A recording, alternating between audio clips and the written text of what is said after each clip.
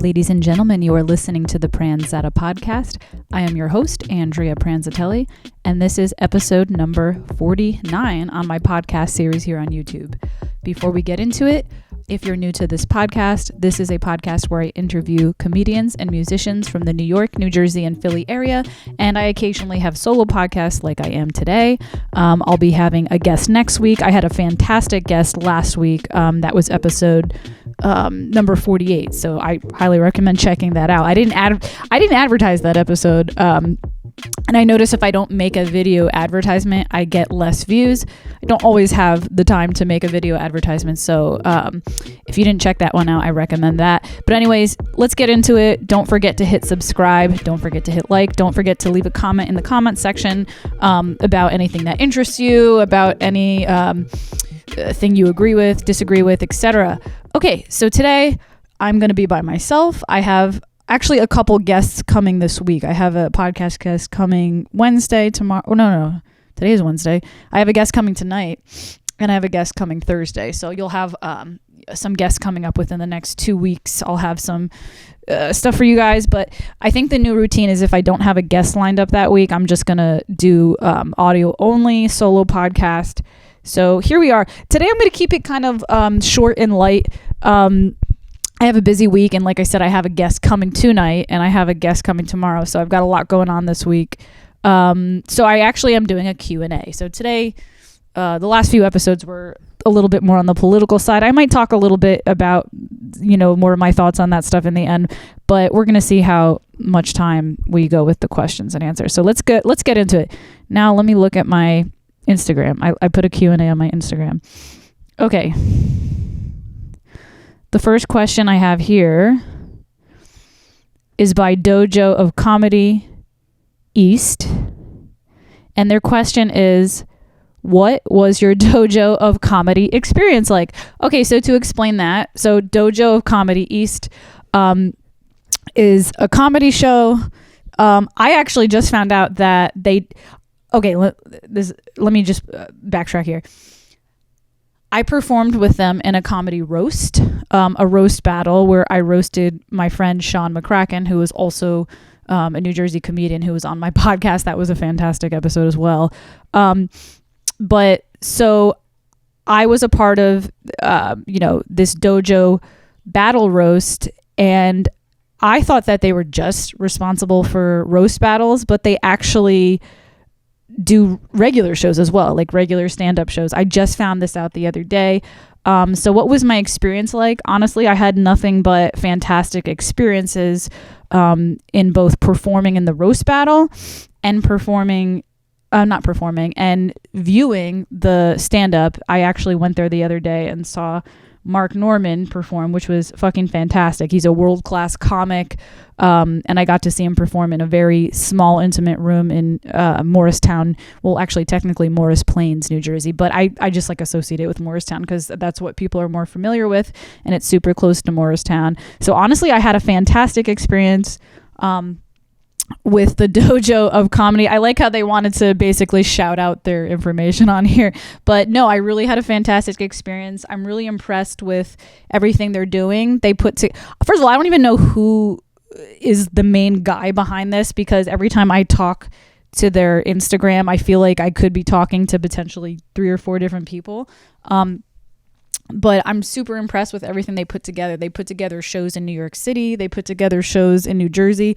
I quite honestly don't even know how they do it and how they get such an amazing lineup. I don't know how they even got Mark Norman on their show. I don't mean that in an insulting way. I mean, I'm fascinated that they were able to do that. I think they're a fantastic show. So shout out to Dojo of Comedy. I highly recommend following Dojo of Comedy East on Instagram to check out, their shows. They do roast shows. They do stand-up shows. And as far as I know right now, they're only doing them in New York and New Jersey, but it would be cool to get them involved in Philadelphia as well. I would like to see that. Okay, next question. Hold on, I just got a notice saying that my computer is going to die, so let me plug that in really quick. Hold on. Okay, just had to make sure that my computer didn't die. So next question. Next question is by Patrick Haggerty Comedy, another comedian. So first he asked me, who's your favorite Ghostbuster? And I actually haven't seen Ghostbusters. Big surprise to everybody. I've never seen that movie. So I messaged him and I was like, you need to ask me another question because I've never seen Ghostbusters before. So then he followed up with, what is your favorite 80s movie? And to answer that question, I would say it's either Gremlins or Bill and Ted's Excellent Adventure. I'm not 100% sure if Bill and Ted's Excellent Adventure is from the 80s. So let's look this up. I'm pretty sure it is. I mean, it looks pretty fucking 80s to me, the music and everything. So let's just be sure. Bill and Ted's Excellent Adventure. It just made the cut. It was made in 1989. It's classified as a comedy sci-fi. That's interesting. And then Gremlins, that's definitely 80s, but let's look up the exact year of Gremlins. Yeah, 1984. So I would say my two favorite 80s movies would have to be Gremlins and Bill and Ted's Excellent Adventure. Gremlins, so the story with Gremlins, when I was a little kid, I was obsessed with Nightmare Before Christmas, and at a pretty young age too. Like, I feel like I was like, younger than 7. Like, I was pretty young. And I remember I used to watch the movie on repeat every single day for like months and months, and it was obsessive. I was obsessed with The Nightmare Before Christmas. And then it got to a point where my parents, they kind of like took the movie away from me because I don't know, I'm not really sure why. Either they probably thought it was unhealthy that I kept watching the same movie, or maybe they just like got tired of hearing it every single day, one or the other. I would say most likely they probably just got tired of hearing it every day and were like, I can't listen to this anymore. So they took the movie away from me, and I remember crying and like I was so upset. But then my dad was like, here, watch this instead. And then he popped in Gremlins. I don't know why he picked that, but he just did. And then I became obsessed with Gremlins every single day for like a year straight. So I don't know. That's just kind of the way I am. I feel like I've always been that way. Like, I'm even like that to this day. I'm someone who kind of gets used to a routine.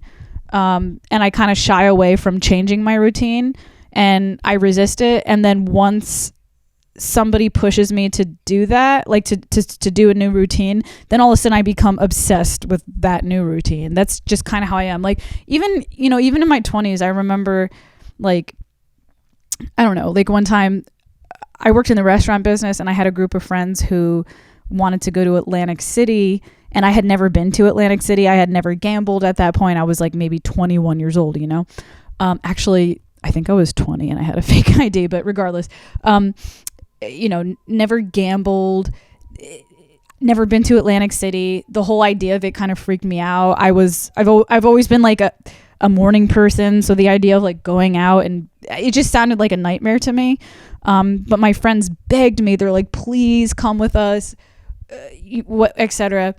And I remember I finally got dragged there, and then when I was there, I was the one like up playing blackjack till like 5 a.m. and like telling everybody else like, you guys are a bunch of bitches, like you know what I mean? Like, I was the one having the most fun. That's just my personality. It's like I shy away from doing something new, but then once somebody gets me to do something new, I can't stop doing it. That's just me. But anyway, so that's how I got into Gremlins. Bill and Ted's Excellent Adventure, I just think is a really funny movie. I don't remember when I saw it. My dad probably introduced me to that as well when I was a little older, not so much 5 or 6, but probably when I was like 12, I would say, something like that. Love the movie so much, watched it a million times. I would still watch it today. I also like the movie because I feel like I can relate to the historical figures in a way, because I feel like in many ways I'm a late bloomer in life. Like, I was very sheltered in my youth, I guess you could say. Not sheltered by strict parents, but just sheltered from depression and anxiety, and I didn't experience a lot of things, stayed in my room a lot, that sort of thing. So I feel like I really started becoming a person. I know that sounds fucked up to say, but you know what I mean? Like, I really started exploring life in my late 20s. Started playing piano in my late 20s, didn't get a social media till my late 20s, that sort of thing. So in a way, I feel like I can relate to the characters, because sometimes I feel like somebody who is just locked in a time capsule and then just put in the world. And every day I'm fascinated, like, oh my God, what's this? So I don't know. I feel like in many ways I could relate to a lot of what's going on in Bill and Ted's Excellent Adventure, which is also why I really like it. But it's just a really funny movie. So yeah, Gremlins, Bill and Ted's Excellent Adventure, definitely my favorite 80s movies. I can't think of anything else. I feel like Nightmare Before Christmas is not an 80s movie, but let's look that up, because if it is, then technically that, but I feel like that's a 90s movie. Let's see. The Nightmare Before, yeah, it's 1993, early 90s. All right, let's go to the next question. What's nice about doing audio only podcasts is that I can look through my phone instead of using the phone to film, so I could look things up. It's really nice. But I think pretty soon I'm going to get myself an iPad for music gigs, one, and then also so I always have access to the internet while I'm podcasting, because I'm recording the audio on my laptop, and I usually use the phone to film. So I feel like I never have access to, I mean, I could technically use my laptop, but it's just, I don't want to fuck with it while it's recording, Okay, next question. Brookstall, I don't know. What's your favorite possession? I'm definitely not a materialistic person, so it's nothing like a watch or a car or anything like that. To be honest, I'm really, like, I like to dress nice and all that, but none of my clothes are expensive. You know what I mean? Like, I get a lot of thrift shop clothing, Target, Forever 21, Walmart. Like, I don't spend a lot of money on clothing. So definitely not, my favorite possession wouldn't be anything materialistic, like a piece of jewelry or a clothing item or a car. Honestly, there really wouldn't be any other thing. There wouldn't be any other possession that's my favorite possession other than one of my keyboards, my piano keyboards. I currently have 4. Wow, I just added a new keyboard to the mix. I currently have 4 keyboards. One is a Casio Privia. That's definitely not my favorite. That's basically my backup keyboard. And it's one that I use for my private students. Because, sometimes I have kids that I teach and they're banging on my piano and I don't want them to fuck up one of my nicer keyboards. I like the Casio Privia a lot. I recommend it. I highly recommend it to my new students. It's a great starter keyboard. If you're just getting a piano and you want a full 88 key piano, but you don't want to invest thousands of dollars, highly recommend the Casio Privia. I really like it, but I wouldn't use it for gigs. I don't think the sound's good enough. Not that it isn't good. It's just not good. It could be better, depending on what you want to do with music. So definitely not the Casio Privia. The other 3 keyboards I have, I just added a new one, which I'm really excited. I'll explain in a second. But so I have 2 Yamahas. I have a Yamaha MX88, which is a full-size 88 keyboard. And then I have a very tiny Yamaha, which is only 5 pounds. I want to say it's like, I can't remember. Oh, I remember we have Google. Let's look this up. It's called the Yamaha Reface. So I'm going to look this up. How many keys on Yamaha Reface? So it says here there's 37. So it's tiny. You know what I mean? Because a small keyboard is usually like 50 to 60 keys. This one's a 5-pound keyboard. It's 37 keys. Fucking love this thing, because the reason I got it was because a few years ago I was having severe back pains and chronic pain throughout my body, and I had to spend a lot of time in bed, and I was really frustrated and I would cry a lot that I really couldn't practice piano as much because it just hurt to sit up. I had to spend so much time laying down. And I would always fantasize, like, imagine if there was a piano that I could just lay down and just like it could be attached to the ceiling or something. Like, I like prayed to God, like, I wish I could do that, because if I could just lay down and practice, that would be fine. And then somebody referred this keyboard to me. They were like, hey, you should really check this keyboard out. It's only £5. And it's got a great sound. And it really does have a great sound. It's tiny, but it's $500. I love this thing because, again, if I'm having a migraine or a bad back or anything, but I have work to do, I could literally lay in bed with it. I can bring it. I do sometimes like New York City gigs, and I have to bring the keyboard on the train. I've used it for New York City gigs. I use it on vacation. Like if I go on vacation and I want to teach while I'm away at like a vacation house. So that I'm still, by the way, I'm kind of walking through all the keyboards to figure out which one's my favorite. So that might be it, just because it's so versatile and it's kind of saved my life in many ways, you know? So let's hold off with that. The MX88, I love that, obviously. That's my gigging keyboard. And I just added a new guide to the mixed. It is the, not the Roland. I didn't like the Roland Juno. I returned that one. It's the Korg 61i3. I don't know if I could say yet if it's my favorite possession, but I just have that because I just got it yesterday, and I have to play with it more to decide, but I have a really strong feeling that it probably is. So long story short, my favorite possession would probably have to be my new Korg i3 or my Yamaha Reface. But I have a feeling it's going to be the i3 because I've only had it for one day and I just can't stop playing with it. And there's just so much more to discover. Feels good. And by the way, if you're not a musician and you just had to listen to all this, I'm really sorry. This is probably really boring. But if you are a musician and you want to know about keyboards, I hope I provided some information to you about that. But yeah, my favorite possession, again, isn't anything really like, I mean, I guess technically keyboards are materialistic if you want to break it down philosophically. It's an item, but what I mean by nothing materialistic, like no fancy lines of clothing, purses, jewelry like that, just really my keyboards. Those are my favorite possessions, and right now it would have to be a tie between the Yamaha Reface and the Korg i3. And by the way, the reason I got the Korg i3 was because I didn't have a medium sized keyboard to gig with, you know, like I had my big Yamaha MX88 that was really heavy and kind of a pain in the ass to lug around, but sometimes necessary, especially if I play classical music. You need all 88 keys.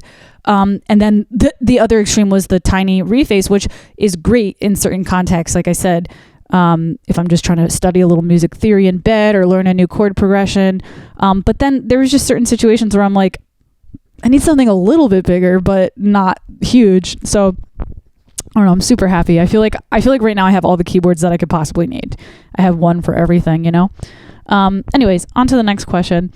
I didn't get a ton of questions today, so probably at the end of the podcast, I'll follow up with like something more serious, not serious, but like, you know what I mean? Let's see. I only have one more question. The question is, this is by Chucky2 _ XX. So Chucky2 _ XS, Chucky2 _ XX asks me, what does it take to run a pod, like a podcast, and should I start one? Okay, so to run a podcast, you need... Okay, so first of all, it's a complicated question, so I'm going to try to answer it from each angle. As far as the technical things that you need at least a basic knowledge of recording. Okay, so you need an audio interface, which you can get them for pretty cheap, but it's not recommended to get one for really cheap if you want good quality sound. But then again, that's more from the musician's perspective. If you want just like speaking audio only, it's probably not as necessary to get a really nice audio interface. My audio interface was about $300, but I actually am going to be upgrading to another one soon, because my current audio interface is a Focusrite, Scarlett Focusrite, and it only has 2 inputs, so I can only interview one guest at a time right now. So I want to upgrade to an audio interface that, honestly, I want to get one with 8 channels, because I would like the opportunity to interview 3 or 4 people at a time, or have a full like music thing. So, okay, I don't want to like trail off with too many thoughts like I usually do. So to just like keep it short, you need an audio interface, okay? And if you're not a musician, you don't need to necessarily get a really expensive one unless you really want very clear, beautiful sounding vocals. So the first thing you're going to need is the audio interface. You're going to need microphones. Again, you know, microphones range from $25 to $400. If you're just getting started, and again, this isn't a music project, this is just vocal, like speaking vocals, you won't need a $400 microphone for that. Obviously, if you're a very big and successful podcaster and you have the money for it, you're going to want to have the best possible quality you can. But just to start, if you don't have the money, you don't have to do that. You need cables. You need a laptop, obviously, to record. And, well, technically not. By the way, I don't know how to do this, but I think you can technically record audio from your iPhone right now. Don't know how to do it. Personally, I don't recommend it because it would just take up so much room in your phone. You know what I mean? I would prefer to have it on a laptop. And then what else? And then you need some type of system to record your audio. So you're going to need, I use Ableton Live.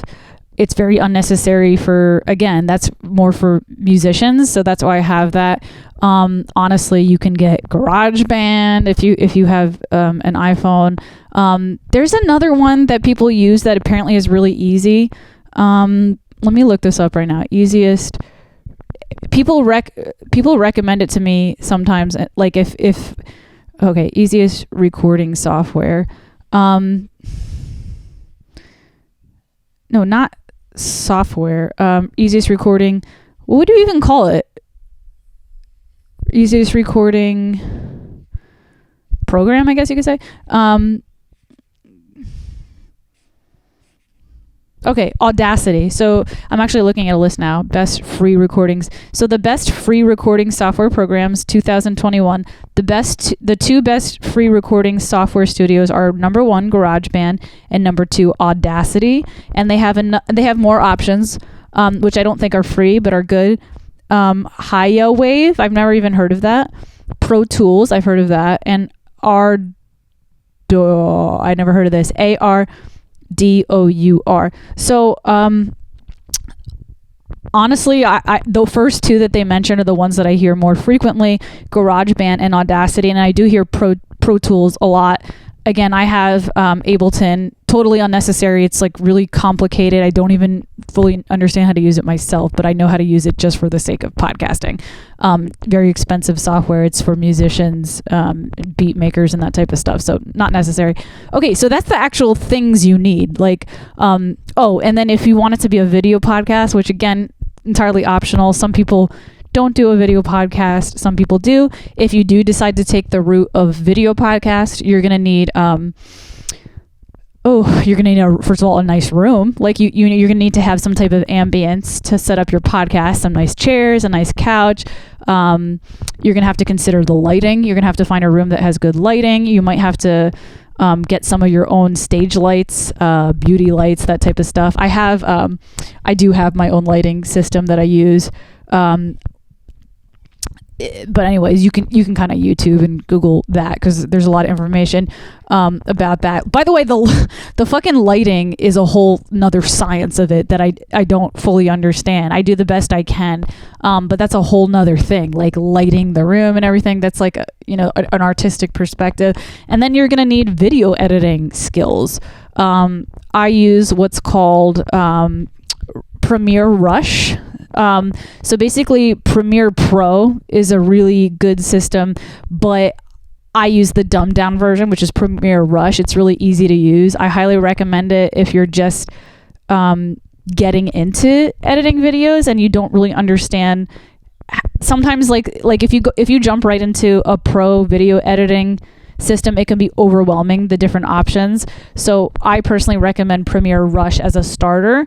I'm getting to the point where I could probably graduate to Premiere Pro if I want to. I just haven't yet because I've been so busy, but I understand like completely now how to use, like I understand all the facets of Premiere Rush at this point. I didn't at first. It was definitely a learning curve, but after I've been using it for like a year now, and after a year, it's really easy. I understand it through and through. So now I think because of that, I should be able to go into Premiere Rush if I want to. But yeah, I recommend Premiere. And then you might want to look up some products. But anyways, that's just the physical, like the actual things you need to purchase and the things you need. Now, if we want to talk about, should you start a podcast and what are the reasons to start a podcast, like from a more philosophical perspective? So I started a podcast for two reasons. Well, okay, so let's start here. For one, I am an artist. I am a musician. I'm a comedian. So I feel like because of that, to promote myself and to, get more people coming to my shows, to get more people coming to my comedy shows, to get more people coming to my music gigs, etc. And then and we've talked about this on this podcast, I would like to release my original music. I just have been having serious financial issues, so I haven't been able to afford to record it. But those are actually resolving because I've been taking care of a lot of financial stuff over the past few months. I got a roommate, etc. We all know that, but that's not what this conversation is about. I felt like I needed to have some sort of social media presence that was greater than just having an Instagram. So that was one of the reasons I started a podcast. Because I wanted people to know me. Like if people are going to come to my shows, my comedy shows, I want them to know who I am. Or if people are going to listen to my music, I want them to know who I am and, give them more of a reason to follow me. But besides that, I do feel like if you are an artist of some kind, it is important to have, like I said, some sort of social media presence.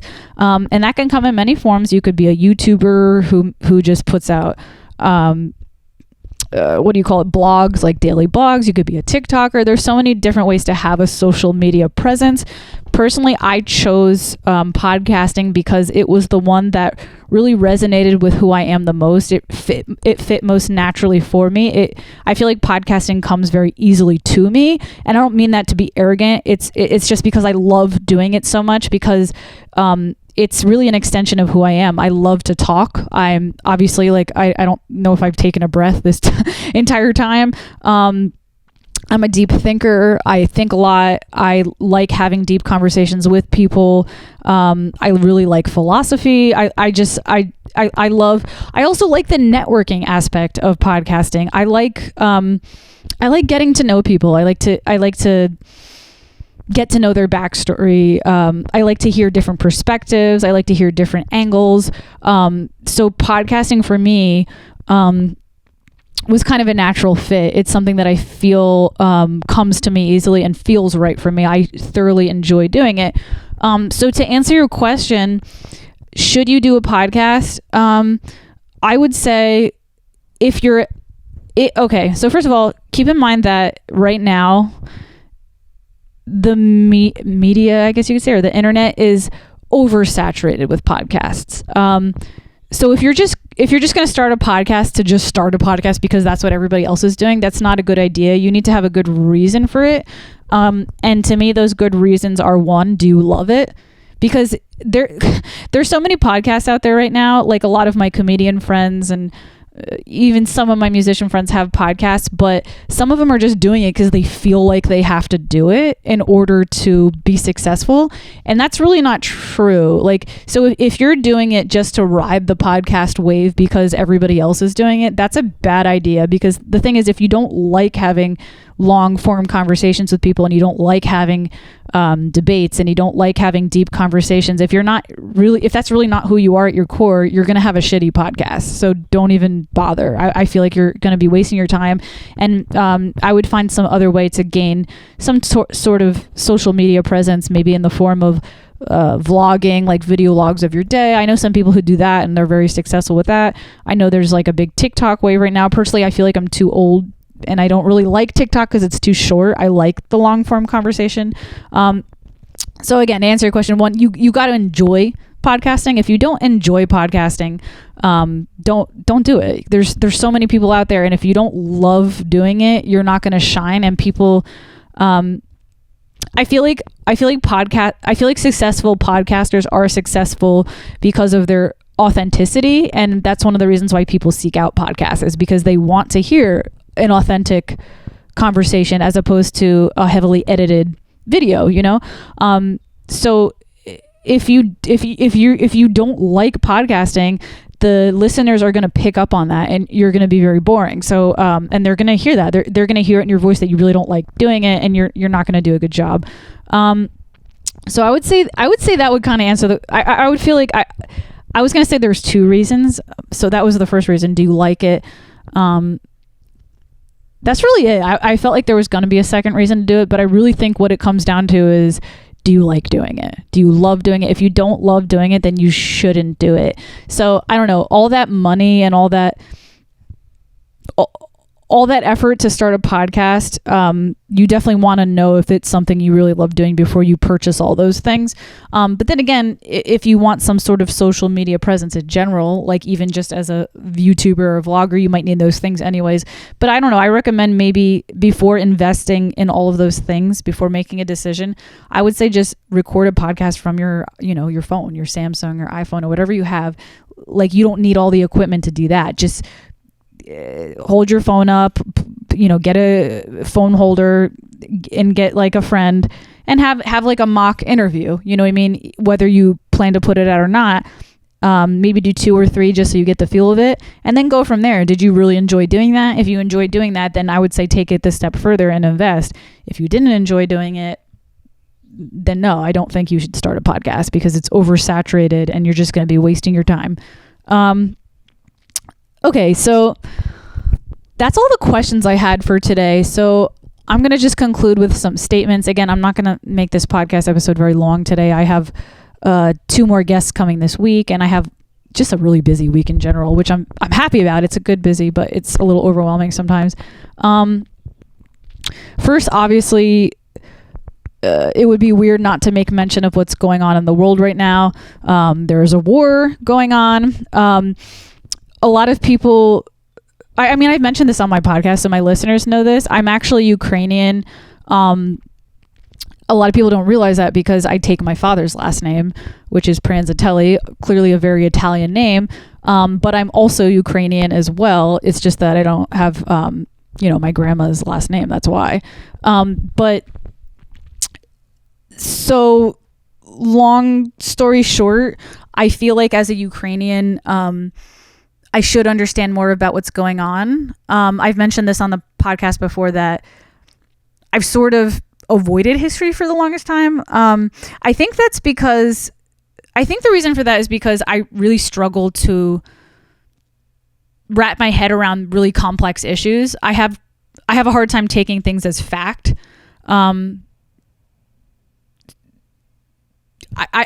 I really like it.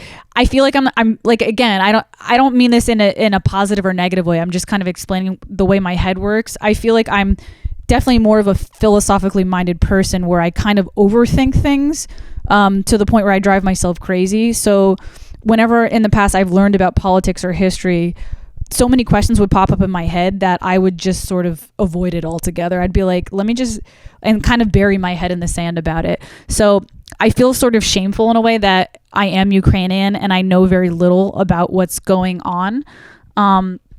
So I'm making it a point to kind of understand more. Again, I don't think I'll ever really fully understand it. I'm not sure if anybody does.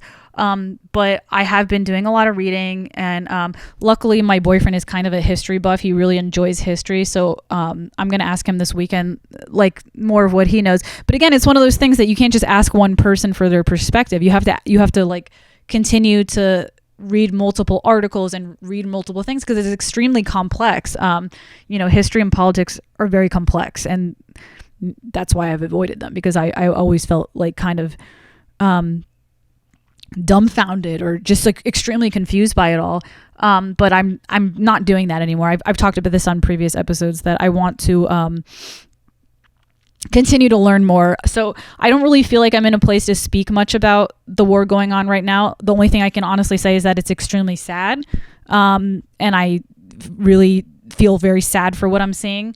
As far as perspectives, I have nothing to say, because I don't understand a lot. And again, I'm trying to learn, because I am Ukrainian. So I feel like it's something I should understand, Let me see. Is there anything else I want to say?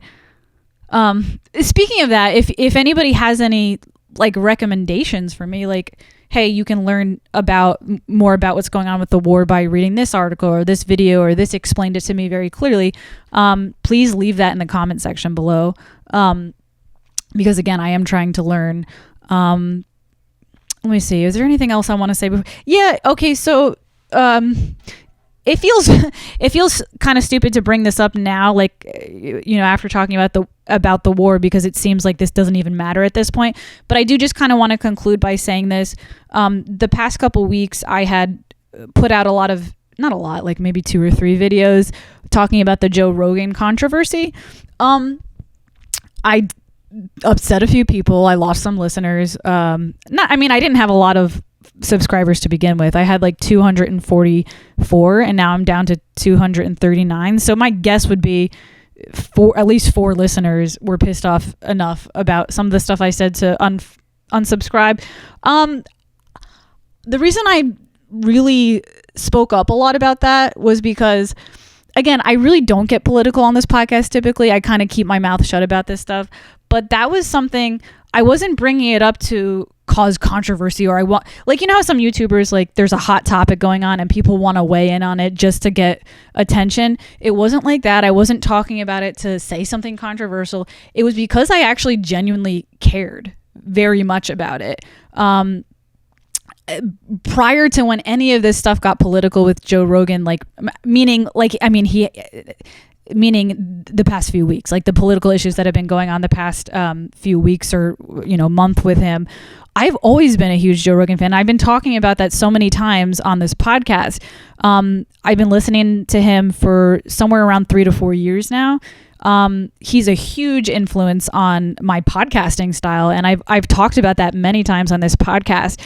And I've listened to so many of his podcasts, and so for me, I wasn't talking about that to anger anybody or to cause controversy.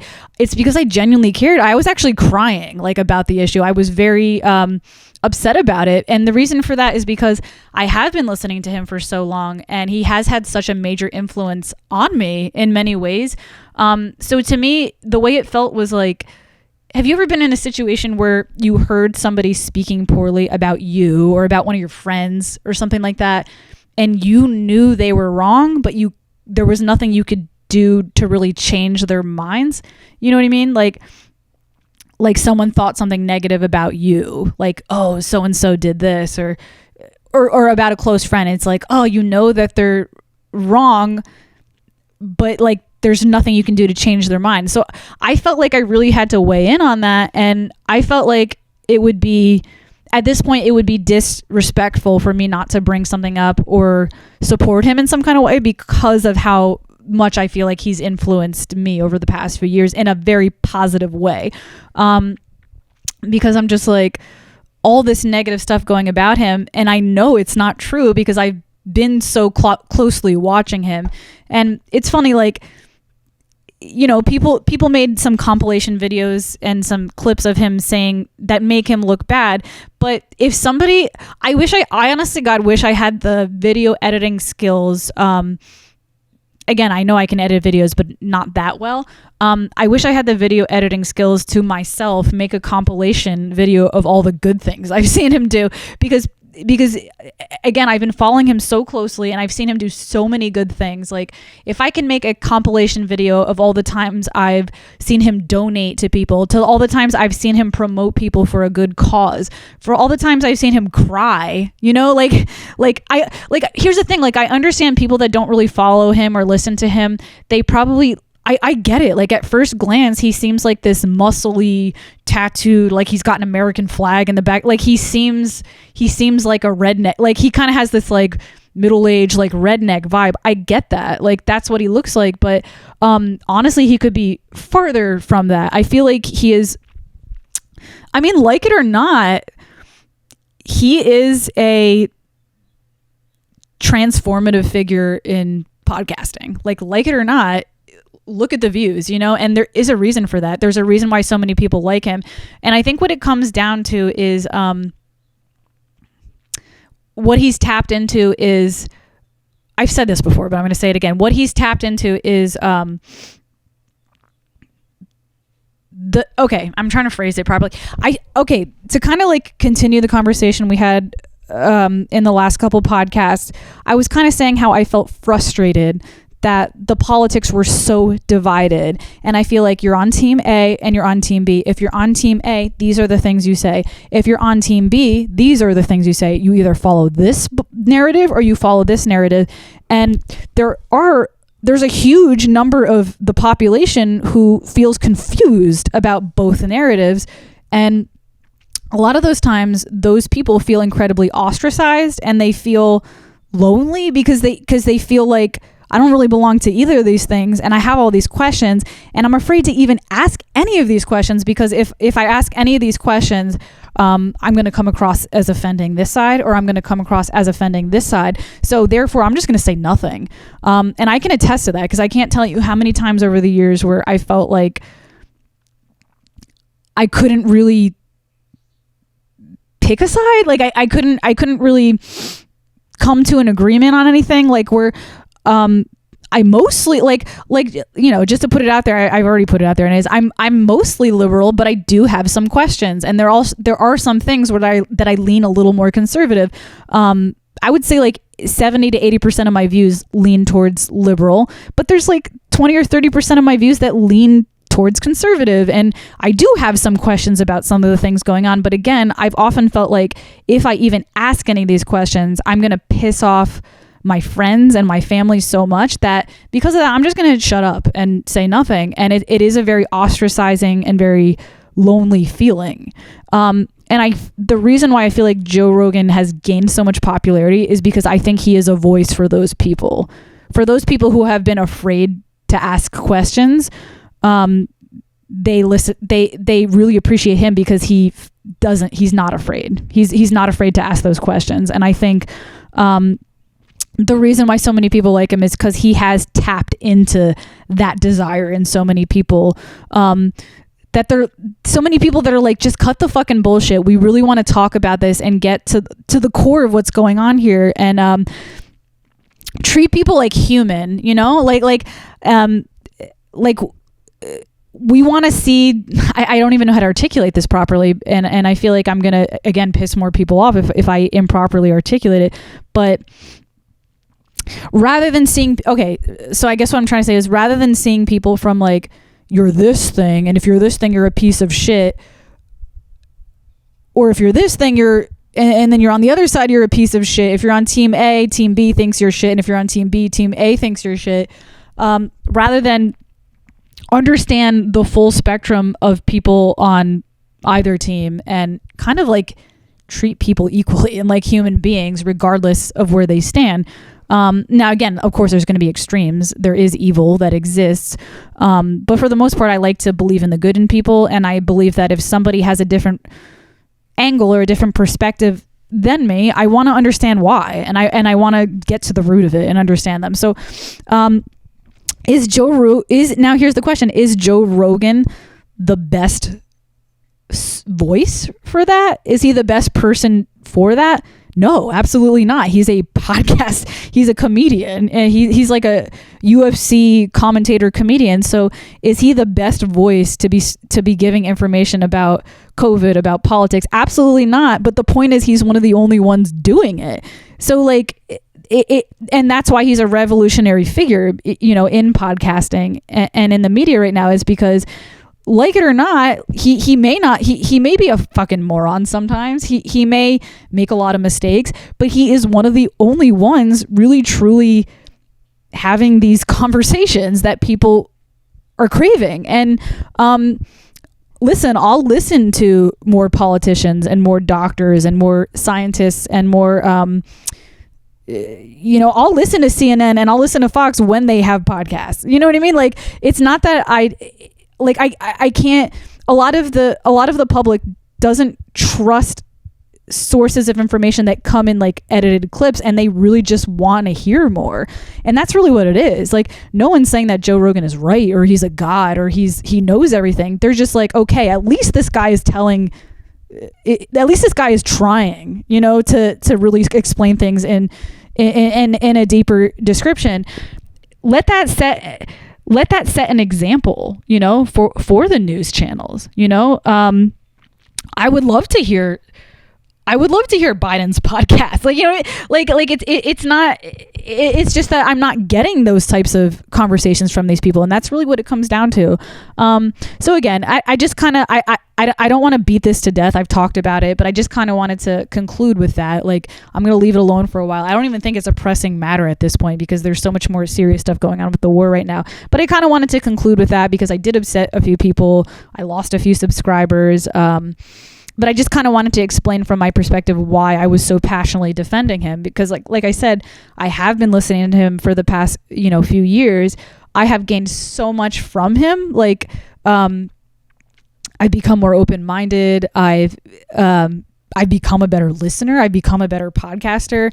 I don't know. I just feel like it was a battle worth picking for me because I really, truly believed in it. Like, I really, truly believed that he is being slandered for negative, no good reason. You know, I really truly in my heart think he's a very good person. And again, I wish I had the video editing skills to put out a compilation video of him crying, you know, him crying at sad moments on his podcast, of him hugging his friends, of him donating to charity, of him promoting people for charitable reasons, for him speaking words of peace and kindness. Like, but again, nobody sees that. They just see compilations of the N-word and him yelling about, you know, liberal issues. But then again, like nobody sees him supporting liberal issues. Like nobody sees the compilation videos of him supporting liberal issues. You know what I mean? It's really sad to me. I will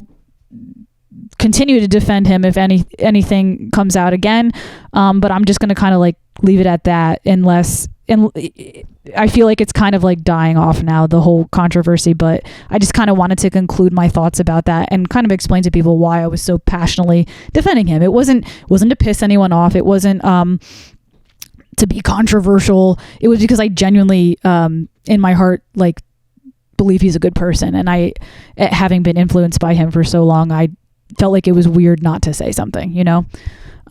Anyways, I feel like I always say these the solo podcasts are going to be short, and I don't know how long this one went for, but I feel like it probably was 40 minutes. I don't know. I can't, because I'm not doing a video, I can't see what it is exactly, but it feels like 40 minutes. So that's it. This is the Pranzata podcast, episode number 49. It's fucking crazy to me that I'm almost at episode 50. It's wild. If you enjoyed yourself, don't forget to hit like, don't forget to hit subscribe. Don't forget to comment on anything I talked about. And again, leave me some links below if you have any good sources. You know, I don't know what is a good source. I have no idea. But if you have any sources of information for me to learn more about what's going on with the war, I'd be interested in reading more about it and understanding more about it. And that's it. I hope you enjoyed this episode.